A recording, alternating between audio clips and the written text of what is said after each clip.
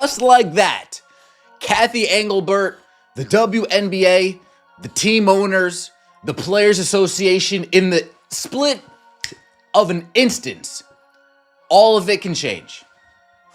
In a split instance, all of it can change. If this injury does anything, it should be a wake-up call to the WNBA, the Players Association, the team owners, that just like that, all this fanfare, all this interest, all this newfound attention on the league can disappear overnight. The moment fans feared finally happened. Caitlin Clark, the brightest young star in the WNBA, the face of the Indiana Fever, and the league's greatest ratings booster in years, has been injured. And now, WNBA fans have had enough. Across the country, loyal supporters are voicing their outrage, turning off their TVs, canceling subscriptions, and launching a full-on boycott against the league. What caused this breaking point? Why are fans blaming the WNBA for Clark's injury? And what does this mean for the future of the league? Let's break it all down. Caitlin Clark's injury, what happened? It was supposed to be another thrilling chapter in Caitlin Clark's rookie season. The Indiana Fever were battling hard against a tough opponent. But then, in a split second, it all changed. Midway through the second quarter, Clark drove to the basket and was met with brutal contact. She crumpled to the floor. The arena went silent. Replay showed a dangerous foul with minimal attempt to play the ball and maximum impact to Clark's body. Trainers rushed in. Fans watched in horror. And in that moment, the tone of the season shifted. Though the team has yet to release a full statement on the long-term severity of the injury, the damage was done. Not just to Caitlin's body, but to the trust between fans and the WNBA. The growing pattern of rough play. For weeks, fans and analysts have been warning that this was coming. Since day one of Caitlin Clark's WNBA career, she's been targeted. And we're not talking about tough, clean defense, we're talking about cheap shots, unnecessary hits, and full-blown assaults that would raise red flags in any other professional league. From shoulder checks to hip throws to deliberate shoves during dead balls, Clark has endured it all. And time again, the officials swallowed their whistles. The league office stayed silent. The message? Toughen up, rookie. But this isn't about Clark being soft. It's about the league refusing to protect its most valuable player, its biggest ticket draw from dangerous, reckless play. And now that Clark has gone down, fans are asking, why didn't the WNBA do more? The backlash erupts, fans boycott. The response from fans was immediate and furious. #BoycottWNBA began trending within hours of Clark's injury. Thousands of fans took to social media to express their disgust with the league. One viral post read, "I've bought tickets. I've streamed every Fever game. I've promoted this league to my friends. But if the WNBA won't protect Caitlin Clark, I won't give them another cent." Another fan wrote, "They let this happen. They let jealousy and physicality spiral out of control. Until the league respects its stars, I'm out." And this isn't just online noise. Sources report that the WNBA app has seen a spike in subscription cancellations. ESPN's Fever game replays have seen sharp dips in viewership. Some fans are even organizing protests at upcoming games. The message is loud and clear. You let Caitlin get hurt, and now we're done watching. Media hypocrisy and silence. But perhaps what's made this worse is the eerie silence from many WNBA players and media outlets. When other stars in other leagues get injured, there's an outpouring of support. Not here.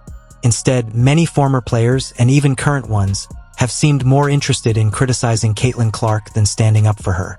Just weeks ago, Sheryl Swoopes went on record questioning Clark's character and implying she was overhyped. Others dismissed the rough fouls as rookie hazing or just how the game is played. But when your league's future is literally lying on the court in pain, and your veterans say nothing or justify it, that's not toughness. That's toxicity. Fans aren't blind. They see the hypocrisy. They see how quickly Clark is targeted, not just on the court but off it, by people threatened by her popularity and success. And now, after her injury, fans are done giving those voices the benefit of the doubt. What Caitlin Clark means to the WNBA. Let's be very clear. Caitlin Clark isn't just another rookie. She's a once-in-a-generation talent. She's already shattered college records, broken viewership numbers, and helped sell out arenas in cities that hadn't seen that kind of excitement in decades. In her first few games in the WNBA, attendance skyrocketed. Merchandise sales soared. National TV ratings broke historical highs. She single-handedly revitalized interest in the league. And this wasn't just Iowa fans following her to the pros. She attracted new fans, young girls, NBA watchers curious about her range, casual sports fans looking for someone electrifying. Caitlin Clark was, and still is, the bridge to the WNBA's next level of mainstream success. So for the league to allow this kind of targeting, this kind of physical punishment with no real intervention, it's nothing short of organizational malpractice. What fans are demanding now, boycotts are powerful, but they're not just meant to punish. They're meant to force change. And that's what fans are demanding now. First, stronger officiating. Referees need to call obvious flagrant fouls and protect all players, especially those being intentionally targeted. Second, real consequences. Players who go out of their way to injure others, whether out of spite, jealousy, or poor sportsmanship, need to face real suspensions and fines. Third, league leadership must step up. WNBA Commissioner Cathy Engelbert has to make a statement. The silence in the wake of this injury has only added to fans' frustration. A league cannot claim to be growing while staying silent as its star is attacked. And finally, a culture reset. The league can't thrive on bitterness. Clark's arrival was a chance to elevate everyone, to bring more eyes, more money, more opportunity. Players should embrace that. Instead, many treated her success as a threat.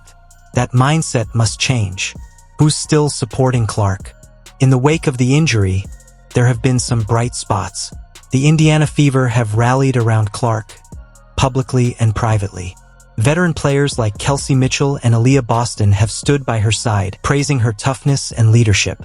Some NBA stars have also voiced support, calling out the league for not doing more to protect one of its most promising athletes. And most importantly, the fans, the real ones, continue to support her in overwhelming numbers. Thousands have sent her messages. Many are pledging to show up at every Fever home game once she's healthy, to remind her that she's not alone. But that doesn't change the fact that the WNBA has a crisis on its hands. And unless real change happens now, this boycott could turn into something much larger and far more permanent. The WNBA was handed a golden opportunity with Caitlin Clark, a young, talented, charismatic player capable of taking the league to new heights. But instead of embracing her, too many insiders resented her. Instead of protecting her, the league exposed her. And now she's hurt. The fans are outraged. And the boycott has begun. This isn't about one player. This is about how a league treats its stars, how it builds its future, and whether it values progress over pettiness. To the WNBA, the fans are watching. The world is watching. Do better, before it's too late. If you support Caitlin Clark and believe the WNBA needs to make serious changes, make your voice heard. If you enjoyed this video, don't forget to like, subscribe and hit that notification bell for more WNBA updates.